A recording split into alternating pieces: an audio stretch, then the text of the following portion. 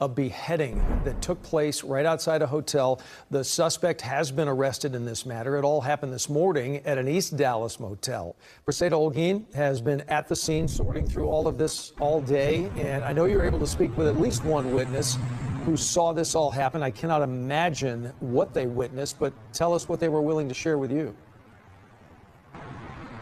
Hey, Doug, that witness does want to remain anonymous due to safety concerns, but they were able to tell us that the victim and the suspect both worked here at the motel. Now, police are being very tight-lipped about this entire situation. They did a press conference, but it didn't answer any questions. I have followed up several times, but at this moment, they are not sharing any other details regarding this investigation.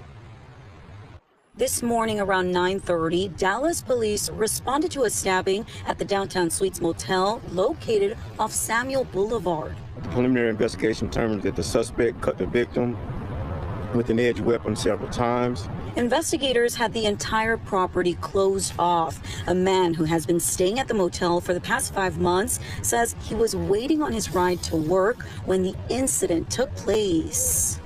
He went behind him with a machete and hit him in the back of the neck 2 times. He says the victim tried to get away and describes it as a random attack. They didn't have no argument or nothing. This man just literally killed this man and then chopped his head off.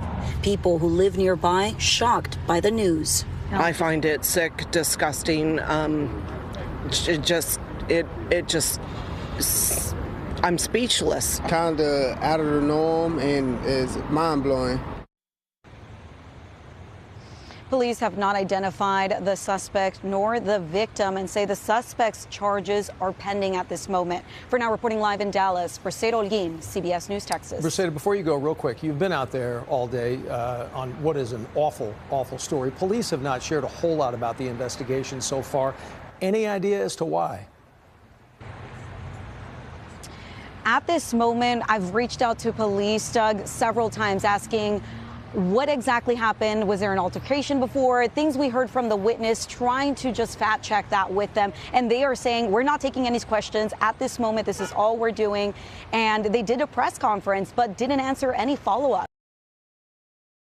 Tonight on the man Dallas police say beheaded a motel manager yesterday with a machete. Yordanis Cobos Martinez is in the country illegally from Cuba and has a violent criminal history. He remains under an ICE detainer at the Dallas County Jail. ICE tells NBC5's Shannon Miller the suspect was recently released from their custody in January after they say there was no removal flights to Cuba under the Biden administration. After he was taken into custody in a blood-soaked T-shirt, ICE tells NBC5 enforcement and removal operations officers assisted Dallas police as they interrogated Yordanis Cobos Martinez Wednesday. ICE calling the beheading of Downtown Suites motel manager Chandra Nagamalaya unthinkable. I don't know how to explain, but he was there and not there at the same time. News surveillance video shows the moment Cobos Martinez tossed the machete he used to attack the manager. Witnesses describe seeing Cobos Martinez as if he was in another orbit. Dallas police say the suspect had a blood draw taken. No word yet if any drugs were in his system. Cobos Martinez has a lengthy criminal history that includes arrests and convictions for grand theft motor vehicle, false imprisonment, carjacking, and indecency with child through sexual contact. ICE says he was most recently in ERO Dallas custody at the Bluebonnet Detention Center until he was released on an order of supervision on January 13th because there were no removal flights to Cuba under the Biden administration. This video shows Cobos Martinez in a jail jumpsuit being booked at the Dallas County Jail Wednesday night, where he remains on an ICE detainer and capital murder charge. ICE saying the horrible and senseless act of violence could have been prevented had the suspect not been allowed to stay in the U.S.